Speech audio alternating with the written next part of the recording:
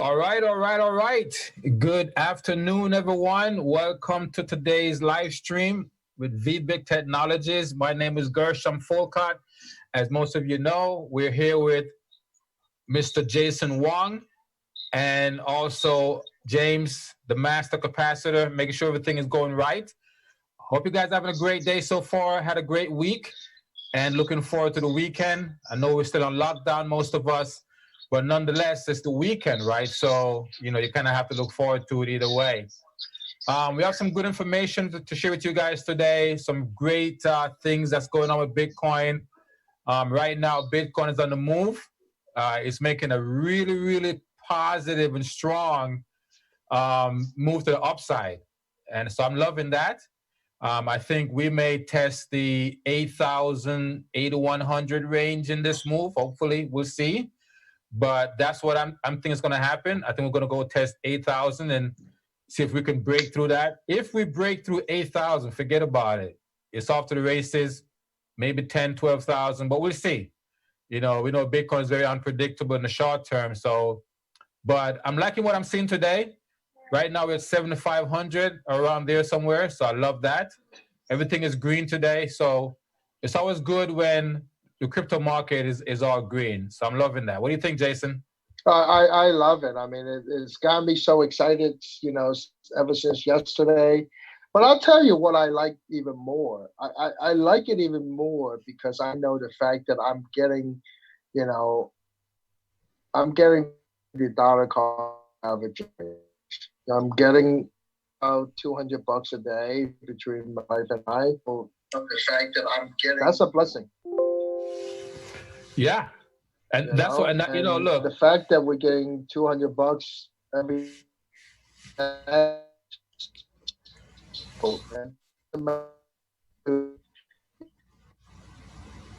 Oh, Jason, you're breaking up again, bud. Yeah.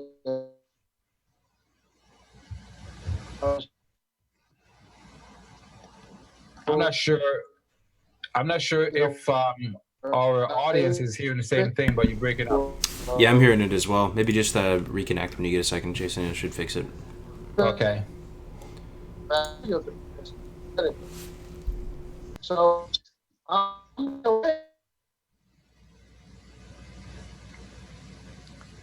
that robot voice.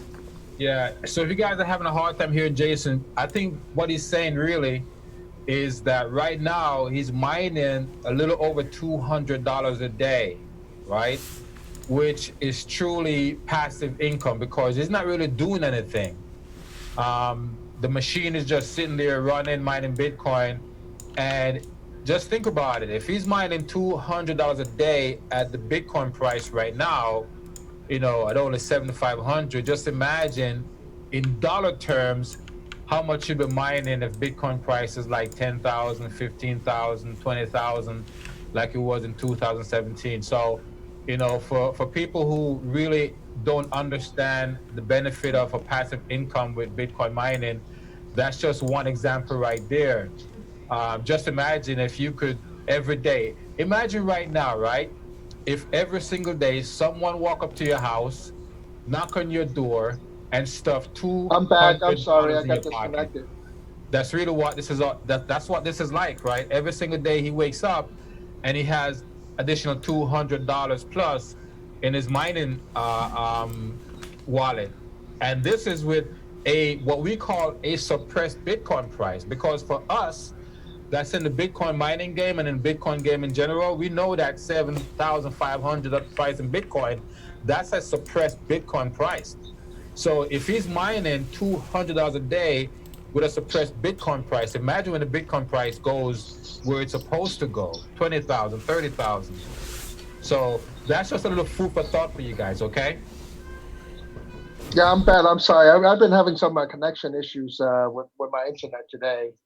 But great point, Gershom. I am really looking forward to the run up of the Bitcoin price down the road. I think we talked about that in our previous podcast. Especially our CEO had mentioned that multiple times that right after the halving, the first few months, we're gonna all experience some pain in terms of the Bitcoin price. But key of that is to hold on to the Bitcoins, and that's at least my goal. Hold on to the Bitcoins.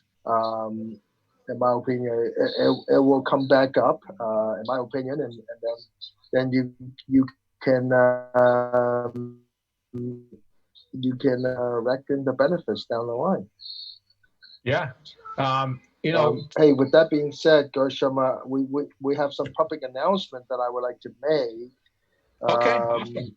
So we short supply of our mining machine. Quite difficult to come by right now. As you can imagine, and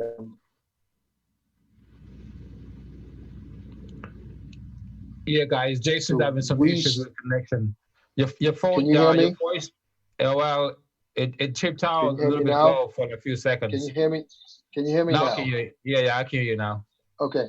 I was saying that with the supply chain disruption in China, these machines has been very difficult to get your hands on. Luckily, our CEO put a large batch of prior to that whole fiasco we're having here in the U.S. So as you can understand, the supplies and the supply being extremely low, making an adjustment in our hash powers on all of the packages that we're offering. So this time, these hash power will go down. Means that for the same package, that are offering today on a black diamond, you'll get a less hash power than what you'd be getting today. I can't tell you exactly what date that is going to take effect, but it will be within the next week or so. So here's what I want you all to do: go out there, please share the news, tell the people that you are talking to and you're working on to please finalize on the decisions. Purchase the package before it gets more expensive. Yeah. So what that means to me is that, if you have someone that you spoke to in the past and they're on the fence about it, right? This is a great time to reach back and talk to those people because, look, when you're in this game, right, the Bitcoin mining game, it's all about hash power. Yep, And, you want to make sure that you always can get the maximum amount of hash power you possibly can. So if someone is on the fence, then they're really thinking about it. Well, now is the time to encourage them because if they wait too much longer, then the hash power get reduced, and then they decide to come in. It's great, right? You can't. It's with Bitcoin, it's a win-win. There's really no like lose per se, but why leave some hash power on the table? Okay, so if someone know that, hey, if I wait another week or two, they're going to reduce the hash power, not because we want to, but because the business environment dictate that we do. You have that's to right. understand. These are not things that we just get up one day and say, hey, let's reduce the hash power. No, the business environment that we're in dictate to us based on the manufacturer and things like that. Yep. But the good thing is the prices are not going to increase on you, so that's a great. But nonetheless, we want to make sure that we have maximum hash power. So if you know someone on the fence thinking about it, go back, reach out to them, get them to sign up before this hash power get reduced for sure. Yeah, Gershom, we when it comes to like a lot of Bitcoin tradings or stock buyings or people always try to time the market, right? When can I get in at the lowest possible price, right? You know what? Nobody knows, right? But with this, at least we feel proud that we are giving all of our members or future, prospective members a head up, right? That Yeah. for the this is actually the best time to get in right now before it goes up. So please take advantage of it. Um, otherwise you can expect to pay a higher price for that. for the same package. Even though Yeah. the dollar remains the same, you're gonna get less hash power, which means you're paying higher. Basically, and you're going to mine less Yep. Bitcoin. So why do that to yourself, right? Correct. Um, Absolutely. Speaking of the time being right, the other article that I wanted James to pull up, the second article I sent to you, James, the one that says, it's the one from cryptopolitan.com. So basically, what that article is saying is that right now, and one of the reasons why the Bitcoin price made such a strong move to the upside in the past few days is that a lot of deep pockets are now starting to get into the Bitcoin game, right? And I knew this was going to happen sooner or later. It's just a matter of time. So from my perspective, it doesn't matter. Yes, the government need to, create all these different stimulus packages and so forth because we have to figure out a way. They can't just sit back and let the economy collapse. I understand that. Okay, I get it. But at the same time, the actions that they're taking, if you have some, common sense, if you will, or if you are aware of how economy works and how currency works over history, you have to realize that what the government is doing right now, because they're forced to do it based on actions in the past, you know that the dollar is going to be debased. And so people are looking for safe haven. And Bitcoin is one of those safe havens. So yes, now big players, big pockets, wealthy people are now starting to get into Bitcoin. They're asking their advisors.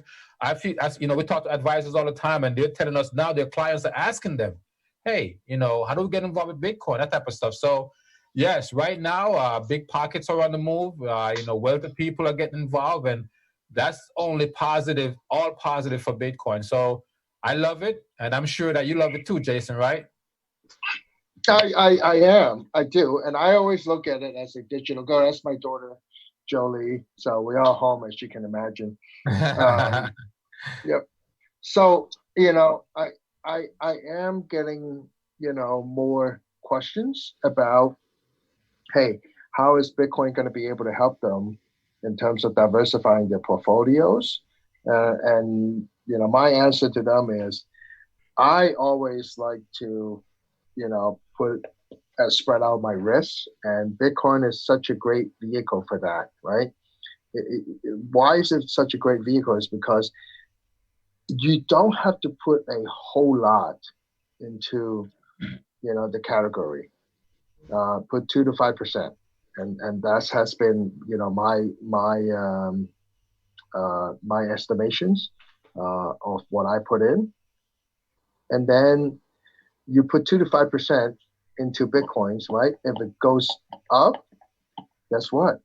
You're gonna you gonna if it goes up, and like many of those experts are predicting that bitcoins will go up to 50, 100, $250,000. If it does, you're gonna come out big.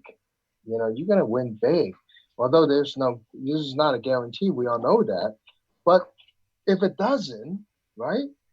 We're not putting in a huge chunk of our net worth into bitcoins. So I am long Bitcoin. I believe in Bitcoins, and and that's what I'm telling my friends and family. Yeah, I think the best way to really describe it, I heard this described by someone I follow. I watch his podcast all the time. They call him Pompliano. Yes. So, yeah, so he described Bitcoin as it's an asymmetric asset, right? So, just like Jason is saying, whatever your net worth is, let's say your net worth is $10 million. Let's just use that for example. If you put 1% of that into Bitcoin, right, just 1% in your overall portfolio, that's a very small portion of your portfolio, right? And Mm-hmm. so, worst case scenario, right? Worst case scenario. Let's say a Bitcoin goes to zero. Let's just use that argument. You lose 1% of your portfolio. That's a big deal. You're not going to die from it, and it's not going to devastate your portfolio. But on the flip side, if Bitcoin does what we all think it's going to do, what it was made to do, especially in these times, if it does that, then your gain is astronomical, right? So it's an asymmetric asset in that way. And one of the ways that Mr. Jim Gao and I talk about all the time, when I first started looking into Bitcoin, is you look at your risk reward, right? What are you risking? Sure. What's the reward, right? So Yep. if what I'm risking, if I lose that, is it going to put me on the street? No. But if I gain what I think I'm going to gain, it's life changing. And so I think that's the way people have to look at it, right? You don't need to put your entire asset your entire portfolio into Bitcoin.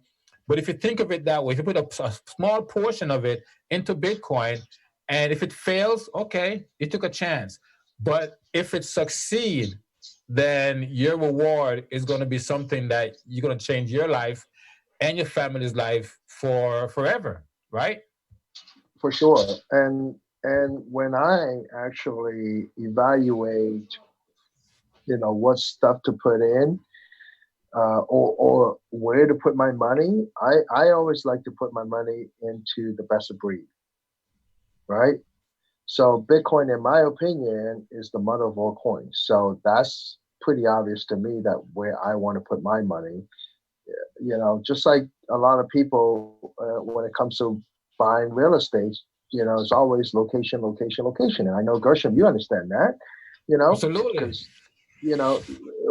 why location is so important. Why is, location at a signalized intersection is worth so much more than another property that might be on the same block, but it's down the street, right? It is because it is the best position piece of real estate that you can get into, and it's going to get you, the best traffic, the most traffic. I believe that Bitcoin is exactly that, right? It is the best of breed. There are probably 1,500 plus cryptocurrencies out there. Many of them are trash. Now, I believe that Bitcoin is the mother of all coins. A lot of the big investors, big institutional investors are looking into getting into Bitcoins. And Yeah. every day, we hear more and more adoptions, more and more big institutional players that are coming in. It just further cementing the strongholds and the values that Bitcoin is bringing to the table compared to the rest of the cryptocurrencies. Mm-hmm. Absolutely, 100%.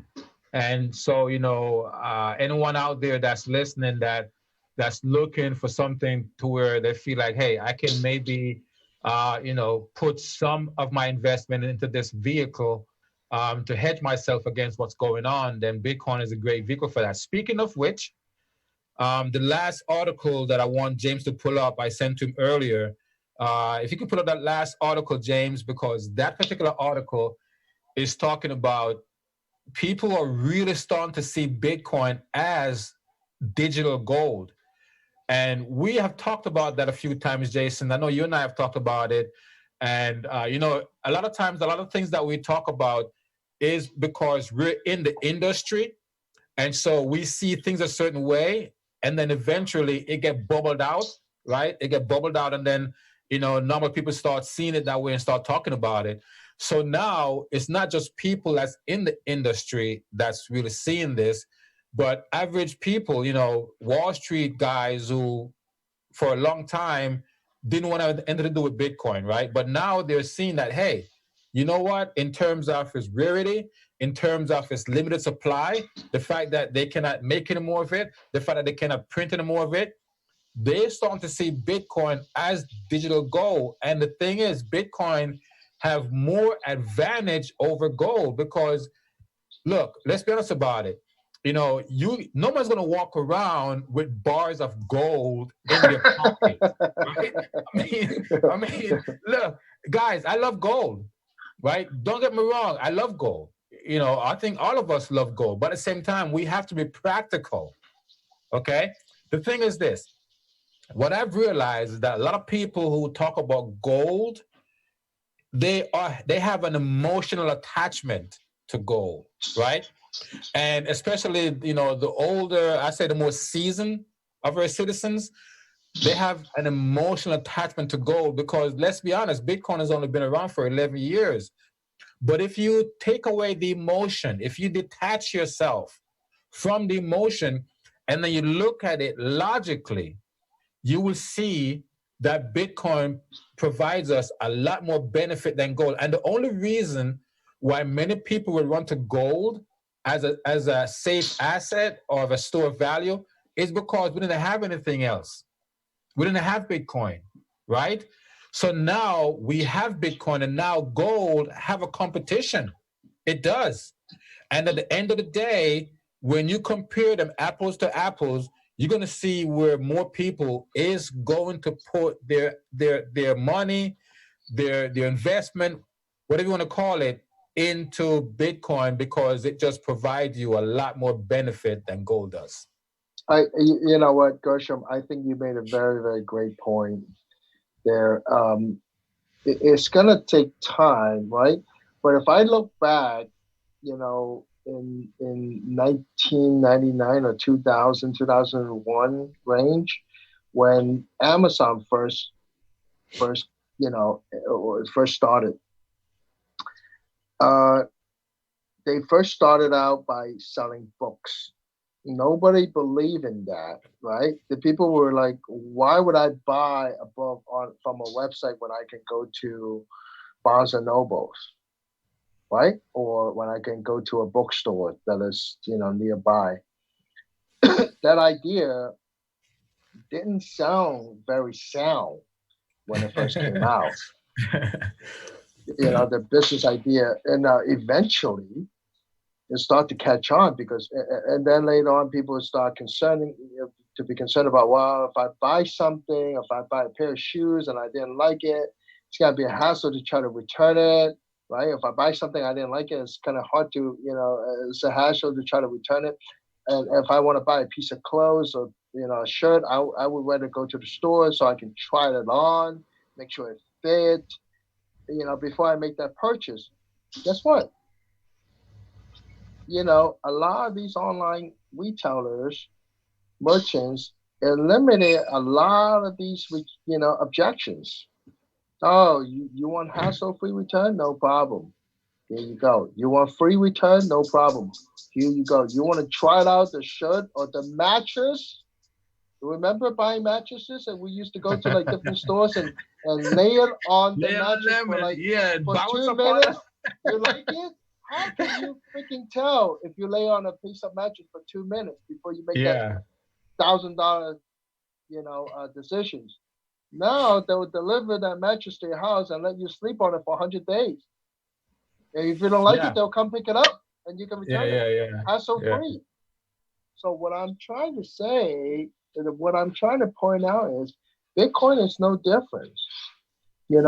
For the early adopters or early miners, which I'm very proud of you guys and everybody that are on VBit family, mining family here, we are the one that can see through all that, clouds and that fuzzy noise that are around us and say, hey, this is going to make a difference in the future because this is the only thing that is out there that is completely decentralized, right? And people cannot create any more because the number of Bitcoins is finite, is set, right? It is not up to some government and or big corporation that have a tight connection with the government and say, hey, you know what? Let's go make more because we want to make some more money. It doesn't work that way. So for some of us that can see that early, great. For people that are on the fence, please reach out to us or so that you can get your questions answered. But let's go back. I mean, Amazon right now, we cannot live without. In today's, particularly in today's environment, many of those online retailers, a lot of us cannot live without today. A lot of the stores are closed. We can't get in there to buy things that we need for our everyday life. So, Bitcoins, in my opinion, is going to come to a point where, hey, you know what? I can't live without having Bitcoins because I have to have Bitcoins because of all of those benefits that are presenting, right? Ease of transport, unlike gold, right? I can't carry around 150 pounds worth of gold, to try to go to different cities or different countries. It's just crazy. Um, the ease of on ramp and off ramp of trying to convert it into different local fiat currencies. So all of those benefits will become, a realization of become a lot more clear to the rest of the world, in my opinion, very, very soon. Because when I take a look around these days, I see every central government, central banks trying to print out more money. And that's all they do. And that, unfortunately, that is really like the only solutions that they have in terms of the monetary, you know, That's it. um, strategies, right? I mean, is there any other strategies in the pockets that they can pull out? The central banks they always talk about all these tools in the toolbox. They only have two tools. They can raise or lower rates, and they can print more money. That's it. Right.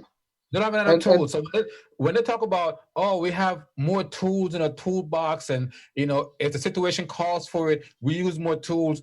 All the tools they have is they can raise rates, or they can lower rates, or they can print more money. That's it. They can do anything else. right, right, exactly. So I think as the pandemic start to be in more control, then people are going to be able to kind of focus on what's really happening in the economy. They're going to see inflation's going up.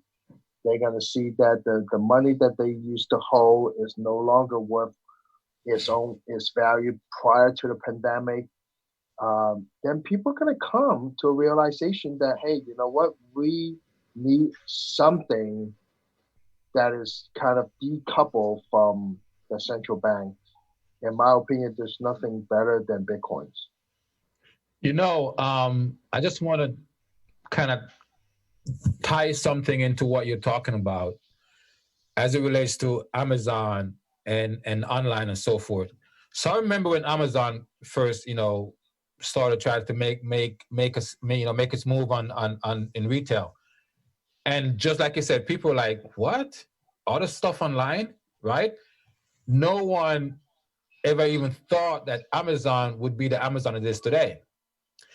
But if you look at it, Amazon literally is killing brick and mortar retail Mm-hmm. store.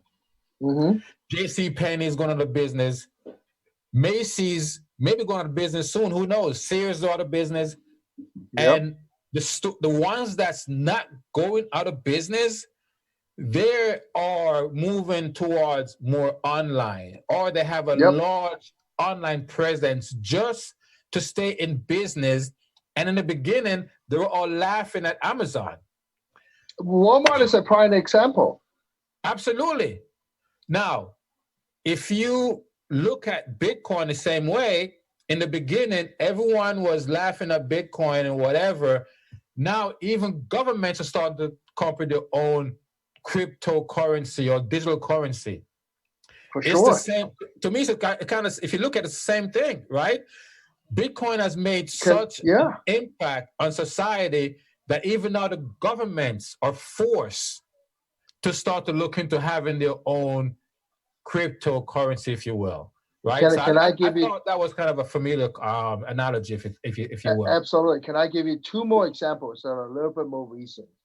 One is Uber. Mm-hmm. I remember when I first heard about Uber, right? And for those of you that knows, I'm coming. I came from a insurance background, so when I first heard about Uber, I was very skeptical, right? I have friends that sent me these coupon code and say, hey, sign up so that I can get $20, and my friend can get $20 on the Uber app. And I never signed up because I said, hey, what if something happened? I mean, who's going to be there to like make sure uh, um, that we cover, right? And I was laughing about why would everybody get into a stranger's car, right? That has not gone through these, annual straight inspections from these taxi companies. And I was like, yeah, I'll never get into an Uber. That's crazy. I'll take my taxi, even though when I order in the morning, it might take them 45 minutes to come pick me up, to take me to the airport. But I'm willing to pay the price on that because I just don't know enough about Uber or the ideas. And fast forward, you know what? Now I love Uber. I love Lyft because it's just so much more convenience. Who has time to sit there when your flight is at 7 a.m. in the morning and you have to wake up at 5 to call your taxis just so that your taxi can be here in 45 minutes? And by the way, I live 15 minutes away from the airport. It's crazy. And the service on Uber is just so much better, and compared to like regular traditional taxis. And you can get an Uber anywhere in the city that you live in, right? Instead of having to kind of like, oh, by luck, maybe there's going to be a taxi just that's going to be driving by my street that I'm trying to catch, and I can wave it down. It's crazy. Nobody has time for that, right? Second example. Second example is Airbnb. I remember when Airbnb first came out, I was so against it. I said, why would I want to go to live in somebody's house, right? Instead of staying in a hotel, right? It's crazy. Who would do that? It's unbelievable. Anybody's doing that is just way too adventurous for me. Lost your mind, right? Yeah. It is completely lost your mind. It's way too adventurous for me. Why would I want to put myself and my family into somebody's house? How can I trust them? Nowadays, and my most recent trip was to Universal Studio just a few months ago, and during the Chinese New Year, we all stay in an Airbnb, and we loved it. It's so close, to the Universal Studios that we were visiting. It's so much cheaper, and the kids have, we have a kitchen, we have laundry, so it's just perfect solution for a big family like I have. Mm-hmm. So, the point that I'm trying to make is, don't say no until you fully look into it. To me, Bitcoins is really the next um, solutions for all of us that are trying to hedge or diversify our portfolio. In my opinion, I mean, there's really, only a couple of options out there if you're trying to diversify your portfolios. I mean, you have your traditional, stock and mutual fund, equity market. You have your bonds. You have your traditional, goals, right? And Bitcoin is really my next obvious choice, in my opinion. Yeah, So I mean, don't cancel it out until you fully look into it.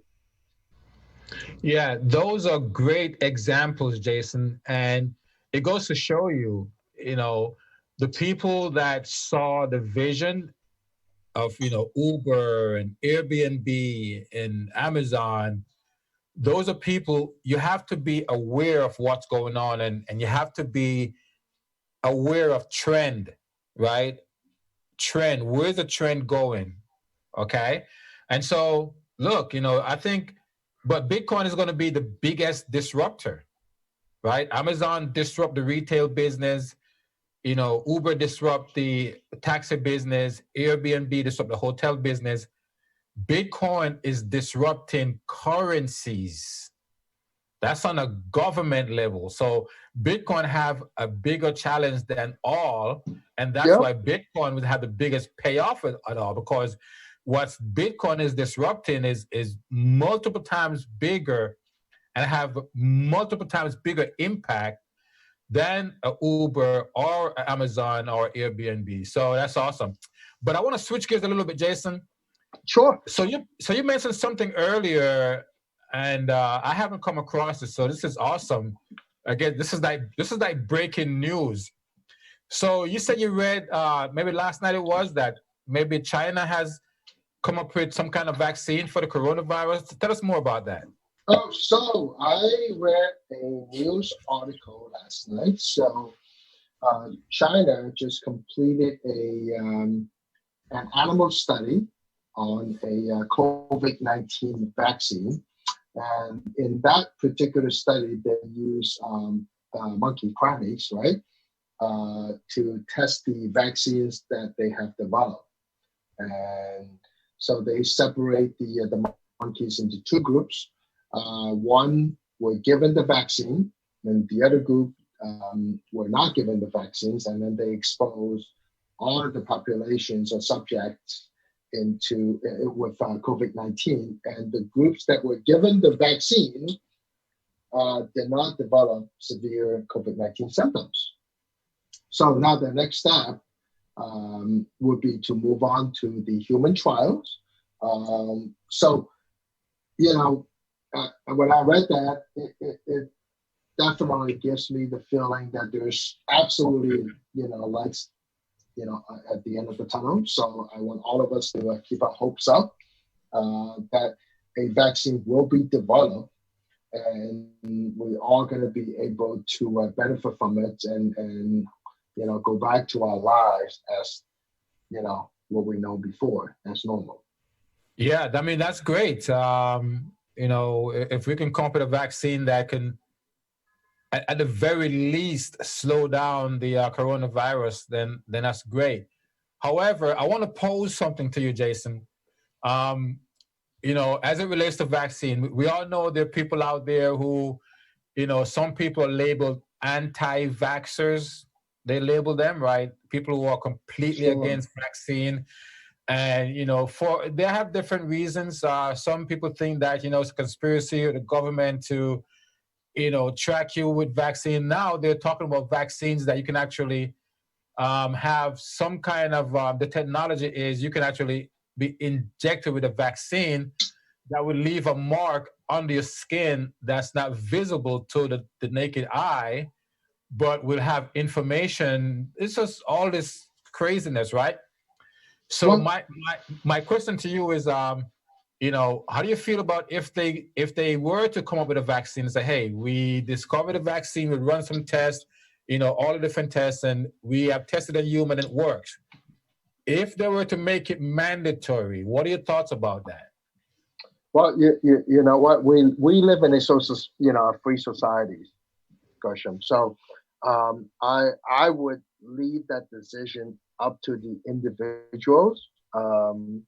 Just like the vaccines that we have, today, all the vaccines that my kids um, have taken, it is up to the parents actually to give the vaccines or not to the kids. However, if you choose, we can use the same protocols and strategies, right? If you choose not to give or take the vaccines, then there might be some restrictions in terms of like where you can access, right? Because kind of like if you don't have all the vaccines up to date, you can't go to school. So similar to that, um, that's one thought. But I think more importantly, actually, the reasons why a lot of people are against vaccine is because they're lacking the education.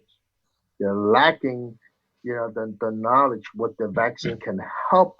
I have a couple of employees that um, doesn't seem like to me that they're far right, you know, uh, um, anti-vaccine believer and believing into the conspiracy theories. But when I asked them actually, have they ever taken a flu vaccine? They say, "Oh no, I don't want to put something foreign into my body." That was the response. That to me sounded like they weren't educated on what the costs and the benefits are between taking the vaccines or not taking the vaccines. In terms of the COVID-19, the the cost would be to take the vaccines, right?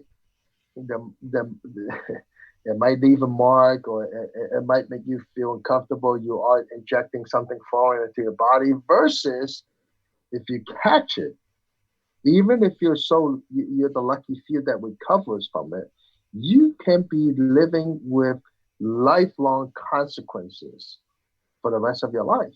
And many people are living through that right now.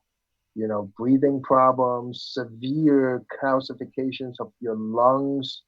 These are just some of the, few lifelong chronic illness that they're going to be facing. So if you put it out there, let people know about the cause and effect, and I think most people would probably opt for the vaccine. They're not. Yeah. No, I mean, I think you're right. And to kind of go back and touch on your first point that you're talking about, I can see where if the coronavirus is as bad as they think it is, and it can cause as much damage as it has caused so far, I can see where it turned out to be a situation where you may not be allowed to be in crowded areas. Right. So, for example, you may not be able to go on a flight Mm-hmm. unless you have a vaccine. You may not be able to go to a sporting event unless Mm. you can prove that you've been vaccinated. And I think it's kind of a slippery slope. And I know the anti-vaxxers right now, their blood right now is just boiling, man, because I know Mm. some people who, when you start talking about the fact that you will be required to be vaccinated, otherwise you can't go certain places. So it's going to be interesting to see. But I already hear some conversations, and I've read some things, and I know there are a lot of people out there who is not feeling too good about a vaccine, especially if it's made to where you have to have some kind of certificate or some Yeah. kind of record that shows that you have been vaccinated. Otherwise, you can't do certain things, and it's going to get pretty sketchy. So we'll see how it plays out. But look, in the overall scheme of things, I think it's good that we're coming up with a vaccine. And right now, it's just a matter of who's going to come up with a vaccine that works first. And I know that there are a lot of companies and countries that's doing research. So right now, it's just a matter of who's Yep. going to come up with one that's effective. And once they Yep. find one that's effective, there are going to be some rules and regulations and laws around it, and we'll see where it goes from there. But I'm curious to see how it plays out, though. Yeah. I think you're right, Gershom. Just like our school district systems right now, if you're not vaccinated, you can't allow. I mean, your kids will not be able to admit it to schools. Yeah, They can go to online schools, but not a physical school. So unless they get yeah. their Interesting, vaccination up to interesting. date. All right, so we're about to wrap it up. I have one more point before we wrap it up, and it's some information I came across a couple of days ago. I was on Twitter and kind of scrolling around, and so the credit card companies right now, at least some credit card companies, are sending their members statement that they are reducing their credit limit. So let's Mm, say your credit limit was 10,000, maybe get reduced to 8,000, 7,000, something like that, right? And so I mm, couldn't help but think about it, and I think we're gonna end up in what I believe to be a stagflation situation. And what a stagflation means, that you're gonna have inflation or high inflation in some areas, and you're going to have deflation in some areas, right? So, if they start to reduce credit card limit, and, if people can't make their mortgage payment and can't make their rent payment, a lot of stuff is gonna be deflationary. But if they keep printing all this money and doing all this stimulus, that's going to be inflationary. So to me, that's one of the worst places to be as a society. I think we went through that in the 70s, where we had stagflation, where price was going up, but the unemployment keep going up. And right now, we're kind of in that situation, right? 24 million people right now for unemployment. So I see some interesting times coming up in the very near future, man, and medium frame. I think we may see some stagflation, and that's going to put a lot of hurt on a lot of people. So it was just a thought I thought about as I read that comment in Twitter. So once again, guys, when we do this live stream, it's pretty much to present you guys some information, and hopefully the information that we share with you can, encourage you to make some kind of decision to change the situation that's going to be coming out on the other side of this. We're here to help. Yes, we run a business. We are involved with Bitcoin and Bitcoin mining, but we're involved with it because we understand the benefit of that, and we're trying to bring that to you guys as well, right? And so, start think about it, because if you're going to a stagflation situation, that's a bad place to be, for society. Like I said, we went through that in the 70s, and I just had a funny feeling that we may end up with that situation again, in a few months. So, food for thought. At least for me, it's food for thought. So, as we get towards the end, Jason, you got some final thoughts for the people out there? Uh, Stay safe, guys. This is by no means that it is over or going to be over anytime soon. So keep on practicing social distancing, and if you can work from home, please do so. If you don't have to go out, please stay at your house. We will be able to come out of this.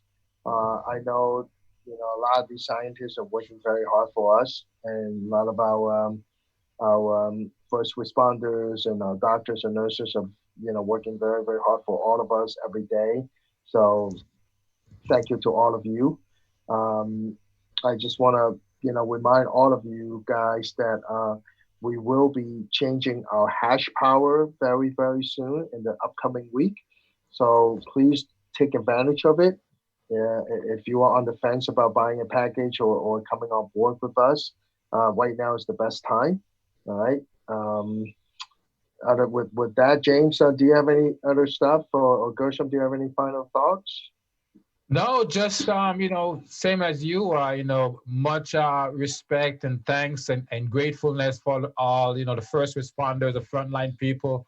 I know a couple nurses, and they're seeing some things that's almost breaking them. To see people being affected like that, and when you see someone hurting, and there's nothing you can do but just watch them pass away, that has to take a toll on all these nurses and doctors on the front line. So much respect to you guys. And Yeah. yeah, for the rest of us, just pretty much stay safe. I know a lot of people don't believe in the coronavirus. A lot of people don't believe that it's real. There's all kinds of stuff out there. But for me, I see what's going on, and I think that it's a real disease, and it's having real effect on people. So let's take it serious, guys, and practice, social distancing until we can get past this thing. And then for our members, I thank you guys for joining us as always. We appreciate it. And don't forget, we have another live stream on Monday at 5:30.